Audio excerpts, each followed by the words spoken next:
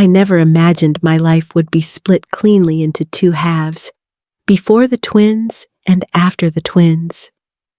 Years ago, I thought the defining line of my life would be my marriage to David, the man I believed I would grow old with, the man I trusted more than anyone.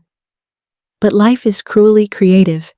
It knows exactly where to cut, exactly how deep to slice so the scar can never fully fade. My name is Eliana Brooks, and until the age of 33, I believed I was the problem, the barren one, the disappointment, the woman who couldn't do what other women did effortlessly. David never said those words outright, not at first. But sometimes silence is louder than cruelty, and his silence roared. We lived in a quiet suburban neighborhood just outside Charlotte, North Carolina, a 2-story colonial home that always looked like something out of a realtor's fantasy brochure. Blue shutters, crisp white siding, a garden David pretended to care about, and a porch swing he only touched when guests came over. Inside, I tried to build warmth, but the walls always felt cold. Not because of the temperature, but because of the way David looked through me. The worst part? I loved him. God, I loved him in a way that feels embarrassing to admit now. Love blinds you. Love binds you. Love buries you alive without you noticing until dirt fills your throat.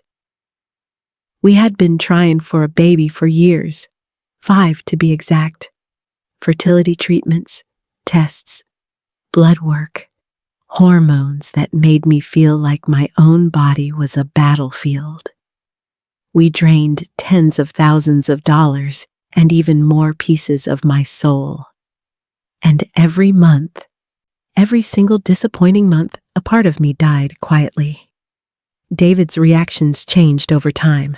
At first, hugs, reassurance, shared hope. Then, distance, sighs, distracted glances at his phone. Finally, resentment so thick I could taste it. He began spending more time at work, more nights with friends, more mornings running late. I wasn't stupid, heartbroken, yes, but not stupid. The night everything shattered, rain hammered against the windows like the sky itself was warning me. David didn't come home until after midnight. He smelled unfamiliar. Sweet perfume, the kind that clings to skin stubbornly. "Where were you?" I asked. My voice wasn't accusing. It was pleading, begging for a lie I could believe. He didn't even pretend. "Her name is Alicia. Ellie." He said it like he was confessing he'd bought a new brand of cereal. "And she's pregnant." The world didn't tilt or spin. It just stopped. A terrible still silence filled the room, thick like tar. I stared at him, waiting for the punchline, the apology, the undoing of reality. None came. "So I'm the problem," I whispered. "It's me." Instead of denying it, he exhaled, heavy, impatient. "You said it, not me."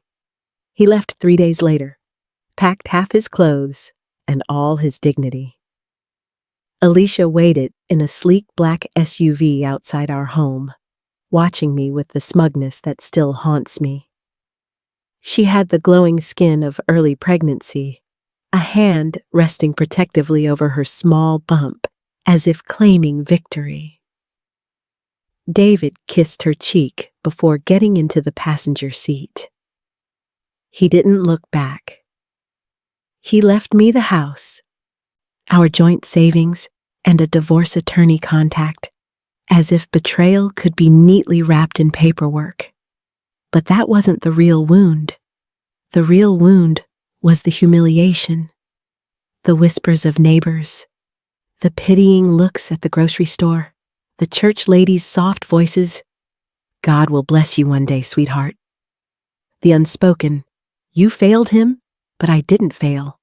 I survived, barely, painfully, quietly." 2 months after the divorce, I moved to Denver, Colorado. Far from gossip, far from memories, far from the ghost of a woman I couldn't be anymore. I needed space to breathe, to rebuild, to remember who I was before infertility swallowed me whole. Denver was different. Open skies, dry air, people who didn't know my story or my shame. I rented a small apartment near Cherry Creek and started working as a project coordinator for a nonprofit focused on women's health. Irony wasn't lost on me, but the job gave me purpose. I told myself I was done with men, done with love, done with the illusion of family. Life, however, doesn't care about our declarations. Because one snowy night, one quiet, ordinary night, I met Daniel Hayes. I wasn't looking for anything. I was simply escaping the cold inside a late-night cafe near my apartment. The place was nearly empty, except for a man sitting alone at a corner booth, typing on a laptop with the focus of someone solving world hunger. He looked up once, eyes catching mine. Warm, brown eyes, tired, kind, curious. I sat a few tables across from him, ordered hot cocoa, and opened my laptop. I had work to catch up on, but my eyes kept drifting toward him. He wasn't traditionally handsome, not the polished, ego-filled attractive that David had. No.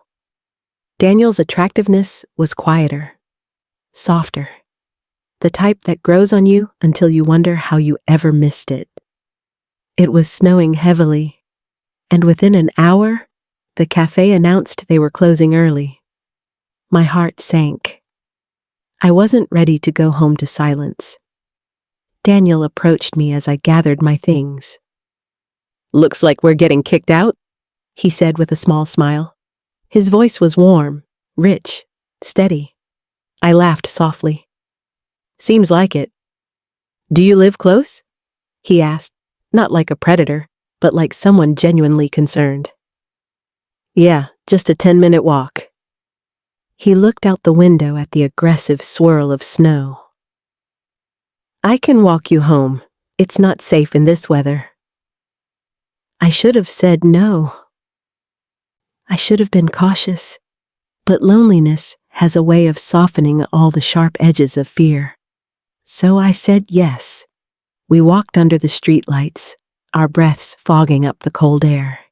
He asked questions, gentle ones, not invasive, not judgmental. And unlike David, he actually listened. When we reached my building, he paused. "Can I see you again?" he asked. Something fluttered in my chest. Fear? Hope? Both?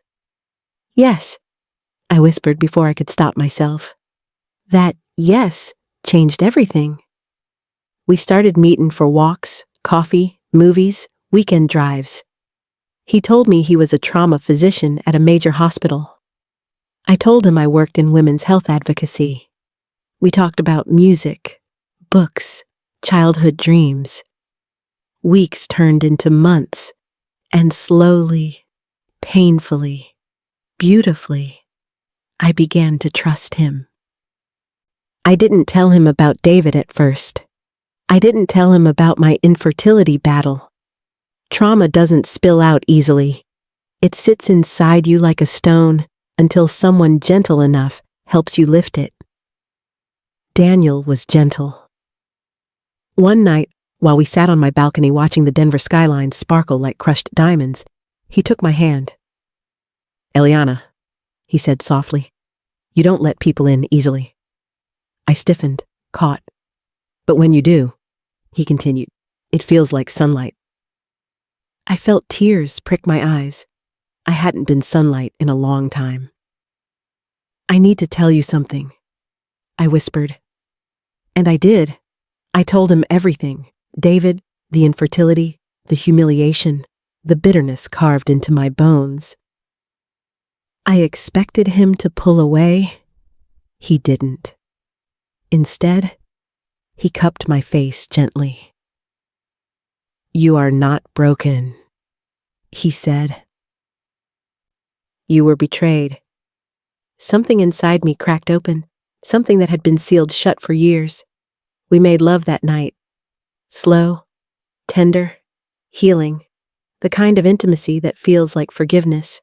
And 2 months later, I missed my period. When I missed my period, I didn't think anything of it at first.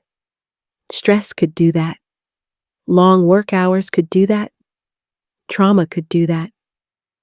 My body had betrayed me enough times that I no longer trusted it to deliver anything except disappointment. But then a week passed, and another, and the familiar ache of truth began pulsing quietly inside me. I tried to ignore it, pretend it meant nothing, pretend I wasn't terrified. But one ordinary morning, standing in my bathroom with the toothbrush in my mouth, I felt a wave of nausea so sharp, I dropped the toothbrush into the sink. I clutched the counter, breathing through the dizziness. A thin ribbon of fear unfurled through me. No, not possible. Not after everything. Not after being told my chances were less than 1%. Not after David built an entire life on the belief that I would never conceive. Still, the seed of hope had been planted. That day, on my lunch break, I bought a pregnancy test. I didn't go to my typical grocery store. I drove 20 minutes to a Walgreens on the opposite side of Denver so no one would recognize me. Trauma makes you cautious. It makes you hide. The box felt heavy in my bag, heavier on my bathroom counter. Heaviest when I finally opened it with trembling hands. I told myself not to expect anything. Not even a faint line. Not even a cruel trick of light. But when the result appeared, bold and impossible and screaming, pregnant, I collapsed onto the cold tile floor. I cried, deep, shaking, bone-cracking sobs, not just from joy, not just from shock, but from the sudden understanding that everything I had believed about myself was wrong. I wasn't broken. I wasn't barren. I wasn't the failure David made me believe I was. My body wasn't the problem. My marriage was. The realization hit me with the force of a lifetime's worth of buried self-respect. But then a second wave hit. Fear. How would Daniel react? He loved me, yes. He cared for me deeply, yes.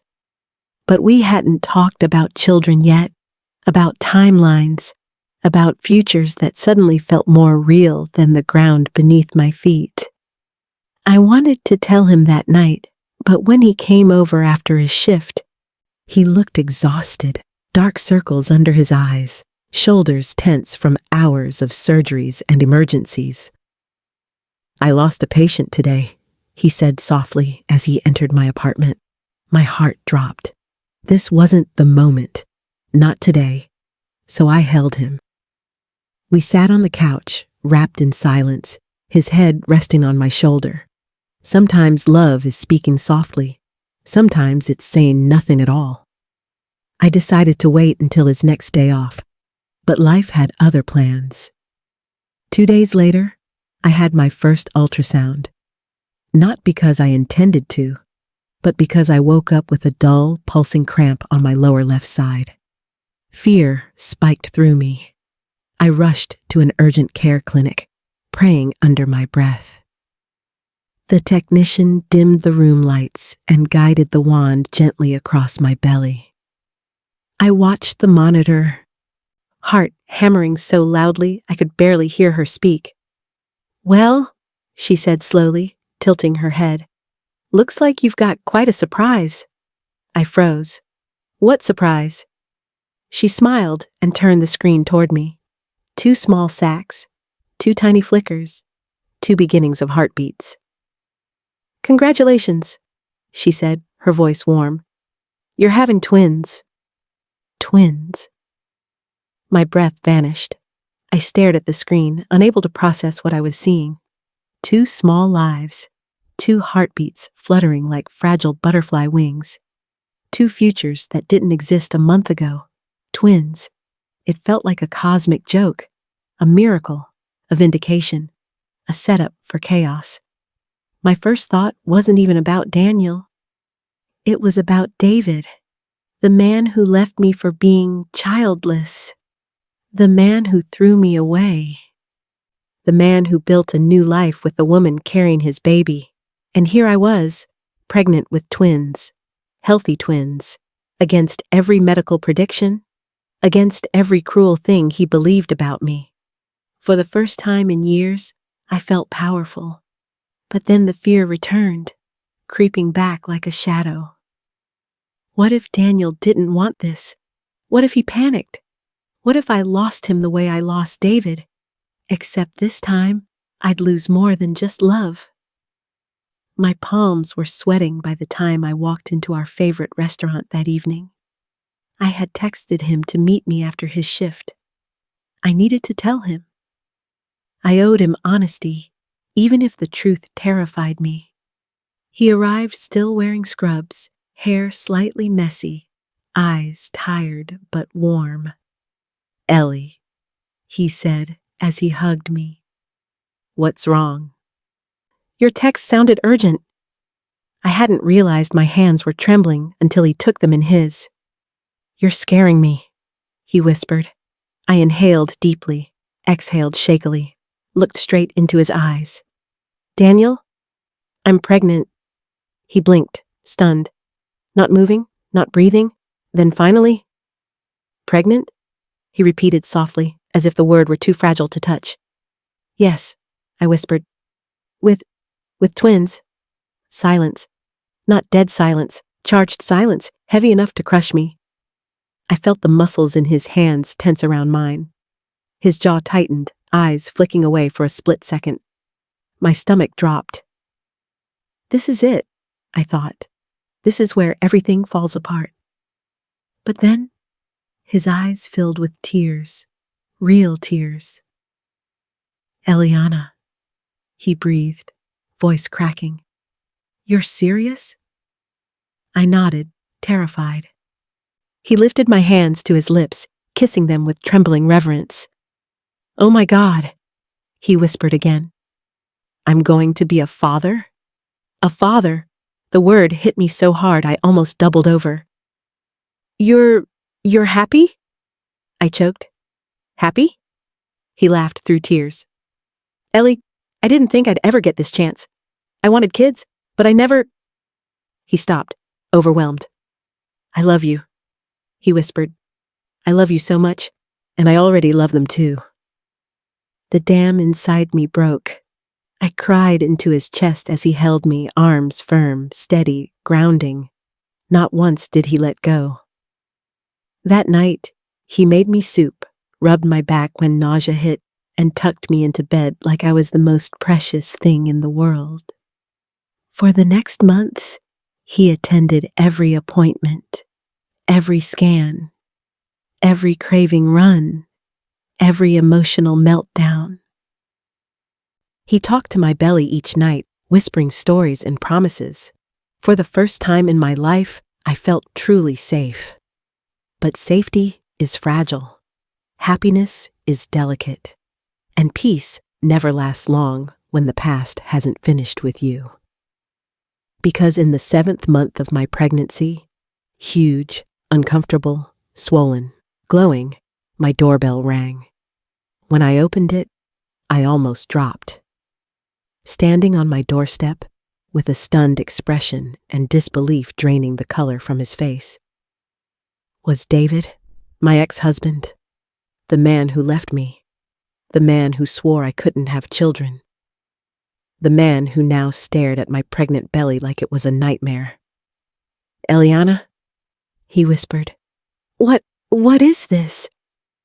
I opened my mouth to speak, but before I could, Daniel walked up behind me, placed a protective hand on my back, and said, calm and steady, "This is our family. Can I help you?" David's face twisted, and all hell began. For a moment, none of us moved. My ex-husband stood on my porch like a ghost resurrected, thin, pale, eyes frantic as they bounced between my swollen belly and Daniel's steady hand on my back. Snowflakes drifted around him, melting instantly on his face, but he didn't wipe them away. He just stared. I swallowed, gathering every ounce of strength I had. "David," I said flatly, "why are you here?" My voice didn't shake. If anything, it shocked me how steady it was. Daniel stayed behind me but close. A quiet wall, solid and warm. David blinked rapidly as if trying to reset his vision. "You're pregnant?" he asked, voice cracking around the edges. With twins?" I placed a protective hand over my belly. "Yes." "And how—" His voice trailed off, but the end of the sentence was obvious. "How is this possible? How could you get pregnant after I left you?" I didn't owe him anything, but the woman he abandoned, the one he destroyed, wanted this moment, needed this moment. "Turns out the problem was never me," I said. I watched the words land like blows. His jaw flexed. His eyes went glassy. Shame, hot, raw shame, washed over his face. Daniel didn't say anything. He didn't need to. David's throat bobbed. "Can I come in?" "No." The word came out sharp, final. He flinched. "Eliana, I just want to talk." "We have nothing to talk about." Daniel stepped forward then, not threatening, just firm. "She asked you to leave." David's jaw tightened. "Who the hell are you?" "My partner," Daniel answered calmly. "The father of her children." My heart swelled at the certainty in his voice. David looked like he'd been punched. "This is insane," he whispered. I don't understand." "You don't have to," I said. "Just go." But he didn't move. Instead, he ran a trembling hand through his hair. "I made a mistake," he muttered. "A huge mistake." Something inside me went ice cold. "Alicia had a miscarriage," he said abruptly. My breath caught. Not from sympathy. That ship had sailed the moment she smirked at me from the SUV. But from shock at the sudden shift in his life. "She left," he added. "After it happened, she blamed me. She said she never wanted a kid anyway. She's gone." Daniel and I exchanged a silent look. Not pity, not shock. Just understanding that this was messy and painful in a way I wanted no part of. "So, that's why you're here?"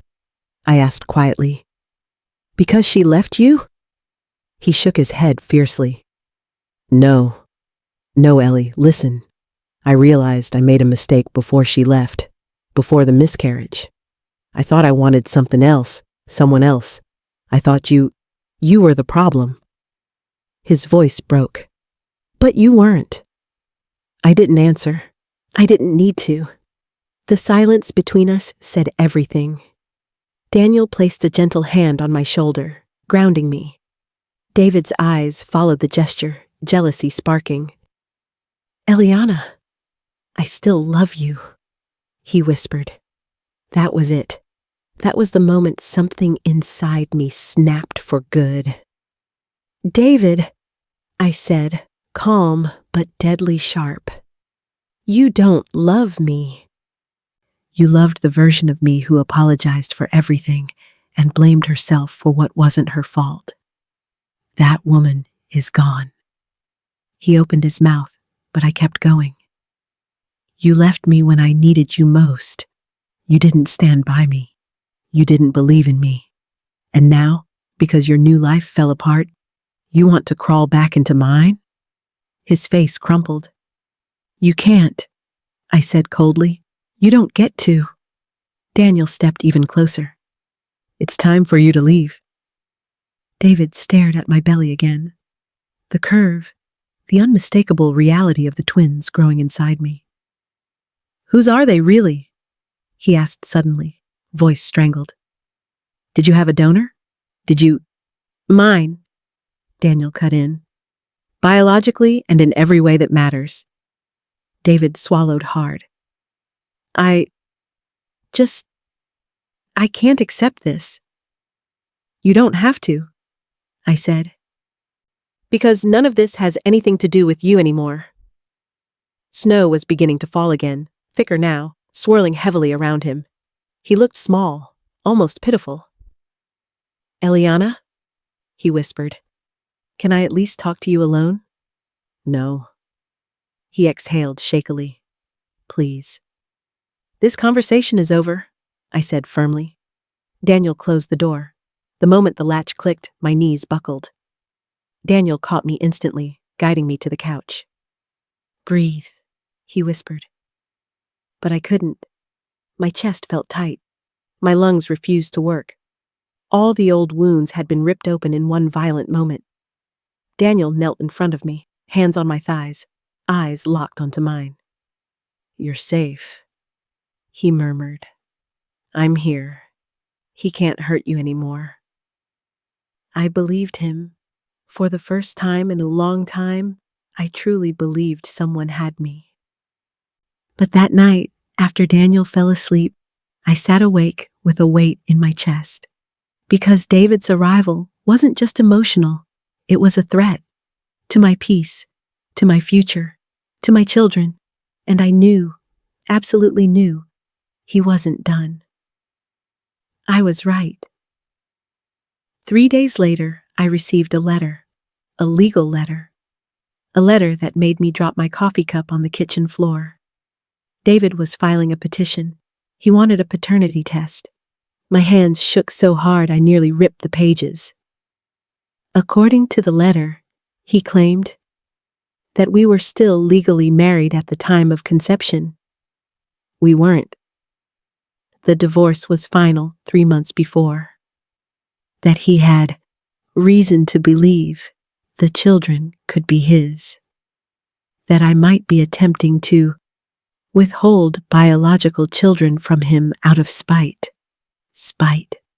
Spite. The same man who humiliated me, abandoned me, replaced me. Daniel found me on the floor, surrounded by shattered ceramic and spilled coffee, staring blankly at the letter.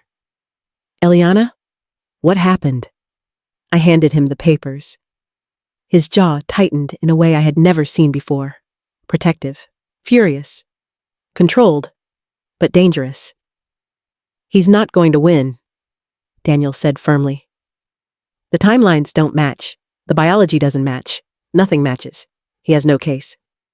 I know, I whispered. But he's trying to take them from me. No, Daniel said, voice dark and low. He thinks he can still control you. He pulled me into his arms. He won't, he promised.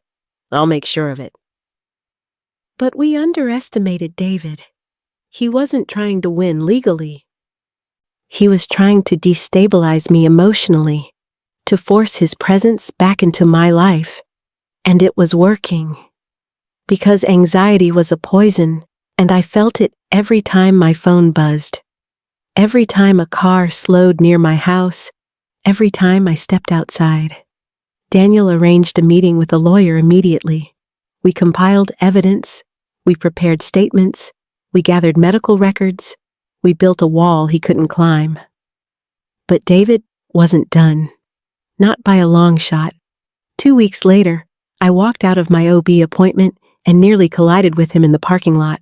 He looked haggard, unshaven, wild-eyed, thinner than before. Eliana, he said, breathless, please, talk to me. I spun on my heel to leave, but he grabbed my arm. The wrong move. Before I could react, a familiar voice thundered, Let go. Of her! Daniel, storming toward us, eyes blazing. He shoved David back instinctively, not violently, but firmly enough to make a point. David stumbled. This is between us! No, Daniel said, stepping between us. You lost the right to be part of her life the moment you walked out. Now stay away." David's voice rose, desperate. "They could be mine. I deserve to know."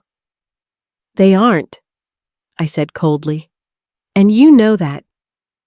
Daniel positioned himself fully in front of me, shielding me. David's face twisted into something ugly, something dark. "This isn't over," he hissed. "I'm not done, not until I know the truth." He stormed off. Daniel wrapped me in his arms. "It's okay," he murmured. "He can't touch you." But I knew better. David wasn't searching for truth. He was searching for ownership. And he would burn everything to try to get it. Daniel drove us home in silence, his jaw clenched so tightly I could see the muscles ticking beneath the skin. His hands gripped the steering wheel with controlled fury. He wasn't the yelling type, but the storm inside him was unmistakable. I rested one hand on my belly, feeling the twins kick gently, as if responding to my heartbeat. My anxiety radiated through my skin like heat, and it scared me. Not just for myself, but for them. When we got inside the house, Daniel closed the door and leaned against it, exhaling sharply. "That man," he said, voice low and rough, "is a danger to your peace." I folded into the couch, exhausted. He was obsessed with control in our marriage. I should have known he wouldn't let go easily. Daniel knelt in front of me, taking both my hands in his. "Listen to me," he said firmly. "I'm here. I'm not leaving you. Not today, not ever. Whatever he tries, whatever he says, he won't win."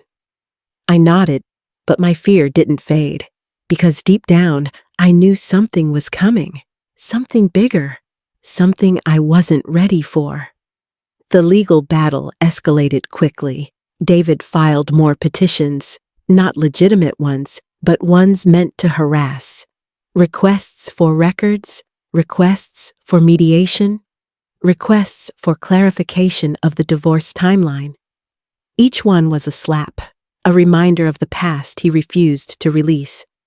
Daniel and I met with our attorney twice a week. She was fierce, sharp as shattered glass, and she didn't mince words. "He's not fighting for paternity," she said one afternoon, flipping through a stack of documents. "He's fighting for access. Emotional leverage.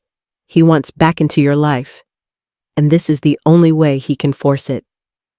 The thought made my stomach churn. Daniel squeezed my hand under the table. I couldn't meet his eyes. The attorney continued tapping a page.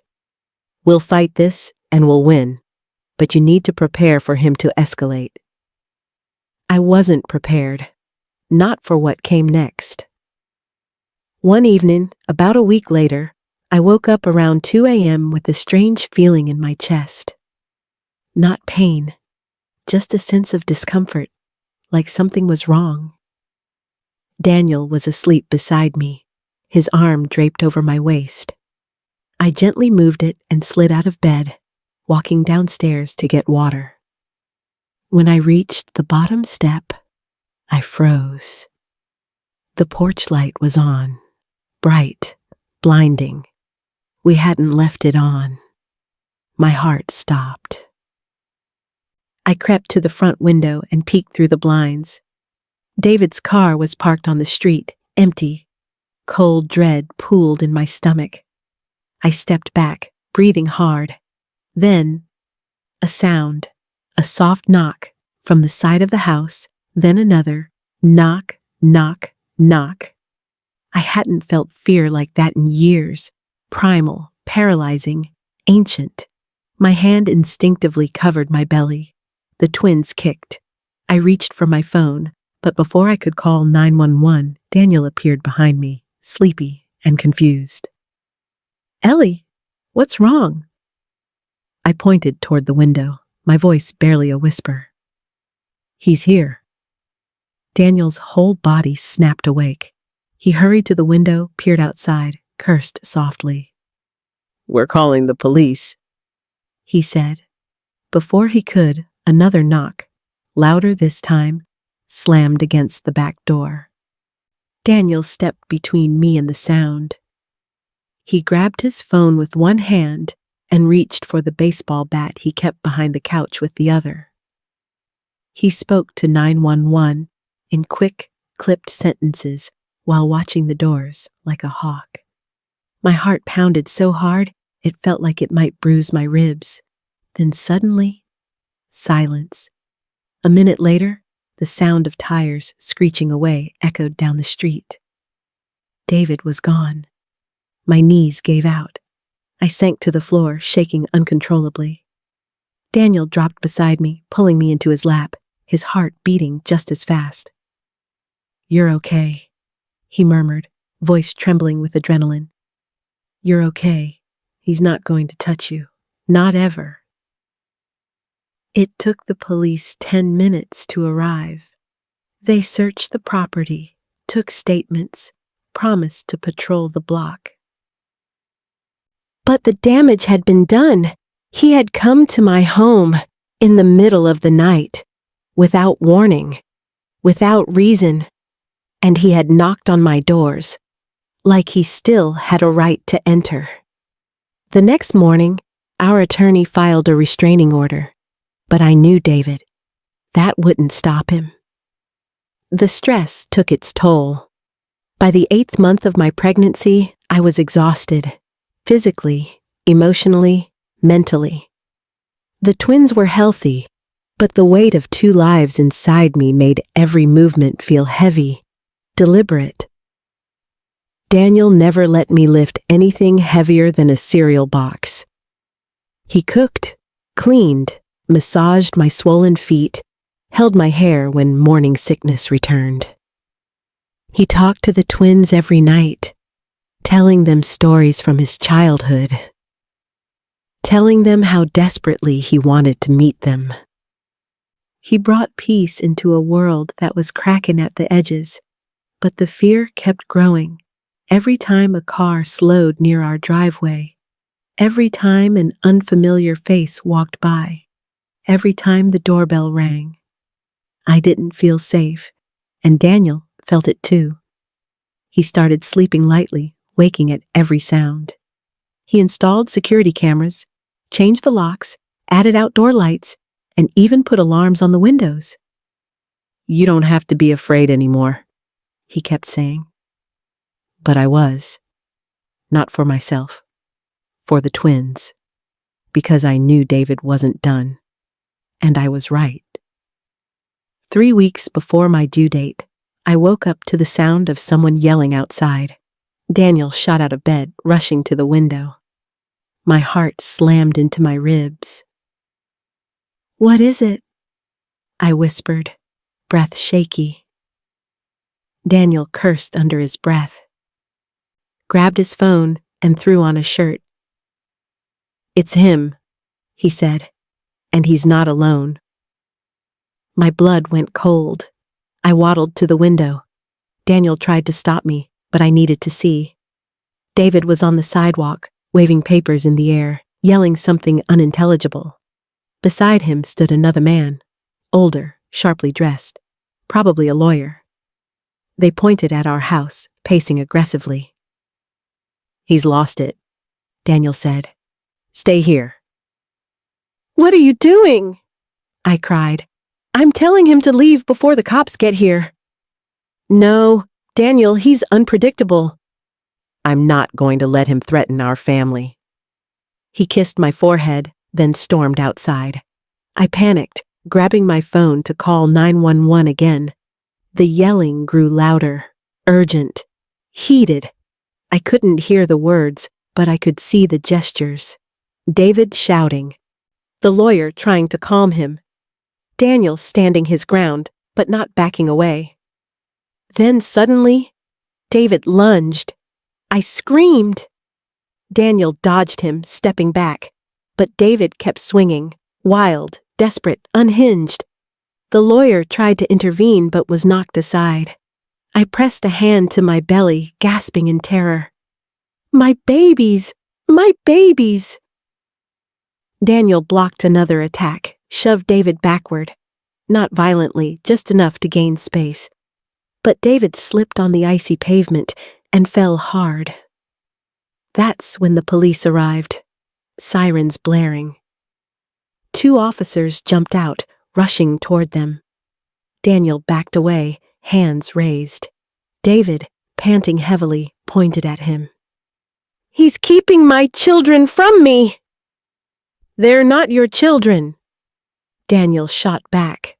The officers separated them within seconds. I stood at the door, shaking violently, tears streaming. One officer came to me. "Ma'am, please go inside. We'll handle this." I couldn't move. I couldn't breathe. Daniel rushed to my side. "Ellie, sit down. You're shaking." "My stomach," I whispered in panic. "Daniel, something's wrong." His eyes widened in terror. He scooped me into his arms instantly. "Eliana, your water. It broke." My breath hitched. The stress, the fear, the fight. It had pushed my body into early labor. And the twins were coming, hours too soon, and dangerously fast. I didn't realize how quiet the house had become until the babies both fell asleep at the same time. Something that almost never happened. The sudden stillness made my heart race rather than calm it. Silence was rarely a good sign in my life. I checked the front window again.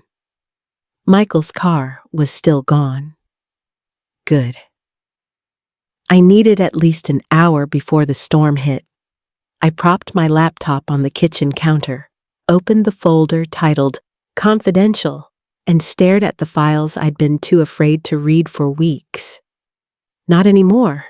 I clicked, and the truth spilled out like poison. Emails, documents, signed approvals, financial statements, all tying Michael to the fertility clinic scandal. My fertility clinic? The one he pretended not to even understand. But this was deeper. He wasn't just involved. He was the architect. The father of my twins? That was the question that had been haunting me for months. But now I saw something I never imagined. Michael wasn't just tied to me. He was tied to dozens of women. Women who were told they were receiving donor sperm from anonymous screened men. But instead, no. I covered my mouth. My stomach twisted. He couldn't be. But the documents didn't lie. Michael had secretly replaced donor samples with his own, without proper consent, without legal clearance. Nothing. A scheme to boost the clinic's success rates, to make him look like a miracle fertility specialist, to earn more funding, more prestige, more money. A sick God complex dressed up as medical innovation. My breath shook. This wasn't an accident. This wasn't negligence. This was deliberate. And his ex-wife who supposedly couldn't give him children, had become one of his own victims. I felt my legs weaken. I slid down to the kitchen floor, back against the cabinets, hands trembling. So many things made sense now. Why the clinic reassigned doctors at the last minute. Why the paperwork was rushed. Why the nurse lowered her eyes every time she saw me. And the biggest one, why the babies had Michael's exact eyes. This wasn't a miracle. It was a violation, a betrayal layered on betrayal. I thought leaving me had been the worst thing he ever did. I was wrong. He had stolen motherhood from me, then stolen the story behind it too. "Mom?" A faint voice. I looked up. My own mother stood in the doorway, holding a grocery bag, and staring at me like she already knew the truth, at least part of it. "You okay?" she whispered. I shook my head. I wasn't okay. I didn't know if I would ever be okay again.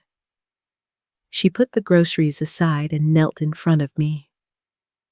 Her hands cupped my cheeks the way she used to when I was little. "What happened?" I opened my mouth, but the words were too big. "Mom, Michael, he—" I broke. The sob tore out of me like something sharp. She pulled me into her arms. "My God," she breathed. "What did he do now?" Now. As if he'd always been a storm on the verge of tearing the house apart, as if she'd been waiting years for the truth to show its face. I dug my fingers into her shoulder and whispered the words that changed everything. "Mom, the twins, they might be his." Her entire body stiffened, and then she whispered the only thing that could make the room colder. "Sweetheart, we need a lawyer." Daniel didn't sleep that night, not for a single minute. He stayed beside me on the couch, watching over the twins while I read through more files, each one a nail in the coffin of the man I once loved and feared. Every discovery about Michael made my anger hotter, sharper, but also more controlled. I had spent years crying and fearing, but now I had facts, evidence, a way to fight back. By morning, I was ready. Daniel and I sat across from our attorney in a sleek office downtown. The sunlight streamed in through tall windows, highlighting every tense line on our faces. "I want him exposed," I said, voice firm. "Not just for me, for every woman he's deceived. And yes," I added, glaring at Daniel for a moment, "I want him to pay." Our attorney, a woman in her 40s with sharp eyes and sharper words, nodded slowly. "I've already reviewed the files. We can file a civil suit, public records request, and a protective injunction to prevent him from contacting you or the children. And we can work with the media if you want maximum exposure." Daniel reached over and squeezed my hand. "Whatever you want, Ellie. I've got your back." The day we filed the first injunction against Michael, I felt a strange mix of fear and liberation. Fear, because I knew he would fight back, scream, claw, threaten. Liberation, because for the first time in years, I had power. Real power. The media coverage came faster than I expected. The fertility scandal exploded online. Headlines read, "Fertility clinic doctor accused of using own DNA without consent." Dozens of families file lawsuits against Michael Hayes. Mother of twins claims ex-husband stole parenthood. David's world began to crumble publicly, just as mine had crumbled privately. But I didn't stop at the headlines. I spoke to reporters cautiously, sharing only what I felt safe sharing. I wanted justice, not fame. Every time someone called him out, every tweet, every news segment, felt like the universe was correcting itself. Finally. And through it all, Daniel never left. He attended every appointment, every meeting with lawyers, every mediation session. He whispered to me at night, rubbing my swollen belly, "You're stronger than he ever imagined, and the babies know it. They feel it." I laughed one night, tears streaming down my cheeks. "Do you think they know he's their father?" Daniel shook his head. "Doesn't matter. They've got us. That's all that matters." I nodded, holding both our hands over my belly. The twins were born on a stormy December night. The snow fell hard, layering the city in white. Daniel was by my side, his hand gripping mine so tightly I thought my fingers might crack. I screamed, cursed, begged, and finally pushed the last wave of pain out of me. 2 cries filled the room, small, high-pitched, miraculous. They were perfect, healthy, alive, beautiful. I held them, one in each arm, and felt a tidal wave of emotion crash over me. Relief, love, triumph, and yes, a kind of quiet vengeance. Because I could see the truth in them. Their eyes, their tiny hands, their breaths, a proof that life had a way of correcting itself. David never saw this day. He couldn't. By the time the nurses cleared the room, Daniel was wiping tears, laughing, and whispering to them, "You're safe. I'll always keep you safe. Mommy and I are your team, always." And I believed him. Weeks later, Michael's trial began. I sat in the courtroom, twins swaddled at home with Daniel and my mother, while the media and victims' families filled the room. Michael sat at the defendant's table, suit impeccable, smirk thin and forced. The prosecutor laid out the evidence: DNA manipulation, unethical procedures, falsified consent forms, financial gain, emotional abuse. It was meticulous, damning, and precise. Michael's lawyer tried to spin a story, saying he had good intentions and no malice. But the courtroom murmurs told a different story. Every document, every testimonial, every phone record shattered his defense. I had never felt so vindicated, so alive, so ready.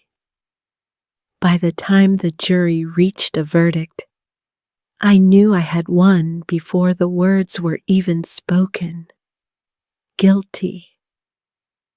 Michael's face crumpled as the judge read the sentence. Several years in prison, fines, permanent revocation of medical license. Justice had been served. David, meanwhile, disappeared from my life entirely. No calls, no emails, no visits. He realized that the man who protected my happiness, Daniel, would never let him back in. The twins never knew him, and they never would. And for the first time, I felt free. Free to love. Free to parent. Free to live. Free from the shadow of betrayal.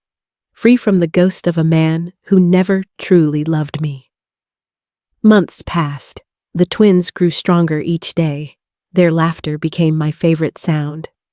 Daniel and I became a family, not by blood, but by choice. Stronger, unbreakable, bonded by love and hardship. One evening, I watched Daniel playing in the living room with the twins. They were giggling, throwing soft toys at each other, and one tiny hand reached up to grab his nose. I sat on the couch, hand over my belly, now still and peaceful, and whispered, "Thank you. For him, for them, for surviving." Life had broken me once, shattered me, and left me hollow. But life had also returned to me, stronger, louder, filled with love, laughter, and the children who proved I was never the problem. David and Michael were gone, shadows of my past. And finally, I was the one in control of my story.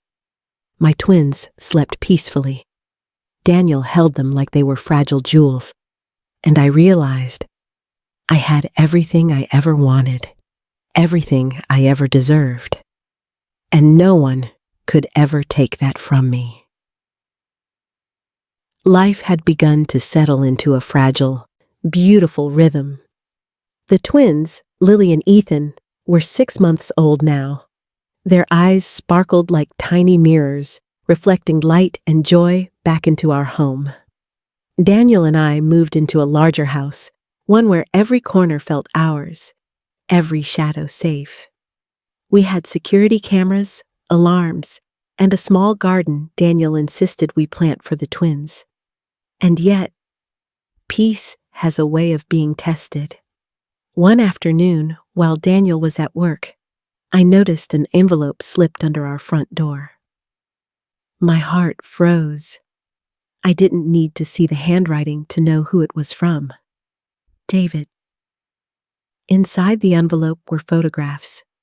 Photos of a woman holding a baby. One of those professionally posed, seemingly innocent pictures. And a note. "You think you won, But the truth comes out eventually. Enjoy your stolen victories. A chill ran through me. I sank to the floor, the twins giggling on the carpet beside me, completely unaware of the storm in my mind. And then I noticed something in the corner of one photograph. Something I hadn't realized at first. The baby's eyes, the shape of the nose, the curve of the lips. Something unmistakable. I sat up straight, heart pounding. I called Daniel immediately. When he got home, I showed him the photographs.